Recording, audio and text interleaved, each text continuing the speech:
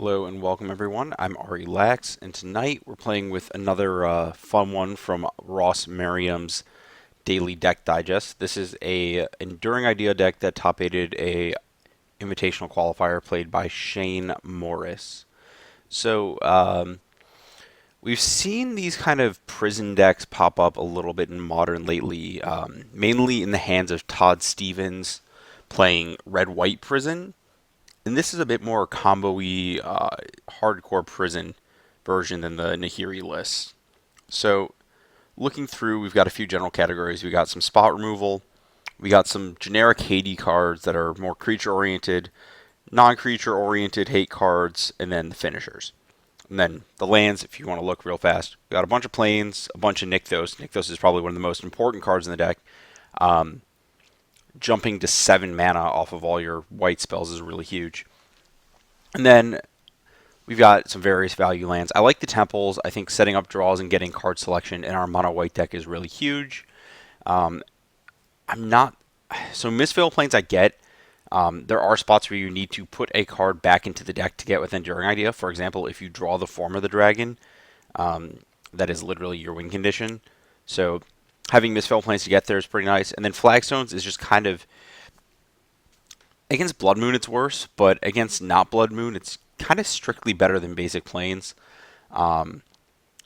Just reduces your deck size by a card, filters a card back in that's been Mistveil Plains to the bottom. You can keep the one, you can tap the first one for mana now, and then keep the untapped one. It used to, under old Legend rule, not work that way. It's a little weird. Just like my memory of this card is different than how it works these days. It's been a while. Spot removal, you want Path to Exile is just the best way to answer stuff. Porphyry nodes can take care of larger numbers of creatures, though I think we'll see how good this card is or isn't right now. It's really good against like Birds of Paradise deck. That is the deck that this card just absolutely crushes. And then some bigger removal spells. I don't really know why Prison Term is in the deck when it could just be another Oblivion Ring. It may just be a double white thing for Nykthos, but I'm not huge on this card. I guess the moving might matter against something, but not huge on it. Greater Oromancy as a Enduring Ideal tutor target to protect your nonsense. A Luminarch Ascension as just kind of a free roll win con in some matchups, and once you've hard locked, another way to just bury your opponent in massive amounts of damage. Peace of Mind as a way to get out of specific burn ranges. So we'll get to the end game in a minute, but this card adds a little bit to the deck, not a ton. Suppression Field, just one of the more powerful hate cards in the format. That's a white enchantment. Shuts off fetch lands, shuts off various combos. Nevermore shuts off a lot of combos. Phyrexian Unlife.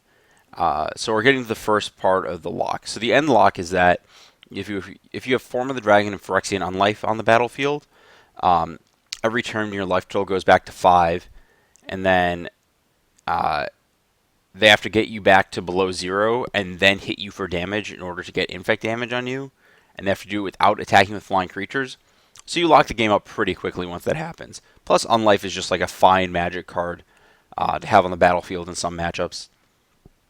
Prevents you from dying to a lot of things. It's actually kind of sweet. It prevents you from dying to like Ad Nauseam Lightning Storm, just like random stuff like that. Landlord and Sanctity. If you're a Nykthos deck, this is the best. It's a free roll hate card that lets you generate mana off Nykthos. Just a generally pretty good hate card against just a ton of strategies. This card really hits. So this is like one of the more powerful aspects of the deck is that you get to play Leyline of Sanctity in your main deck and lock people out with it. Dullscape for the Enduring Ideal Hardlock. I don't think you're ever casting this card naturally, but when you find it with Enduring Ideal, you will just crush some decks out of the game on the spot. You got Ghostly Prisons. This is your bigger anti-creature spell that really hampers Dredge and similar decks. Sphere of Safety as a next level like KO to find with Enduring Ideal for a similar situation. The other Phyrexian Unlife that's stuck into that pile. And then Rune Halo. This is a card that I think is underplayed in the current modern format. It's kind of a removal spell, but kind of also just like a hate card.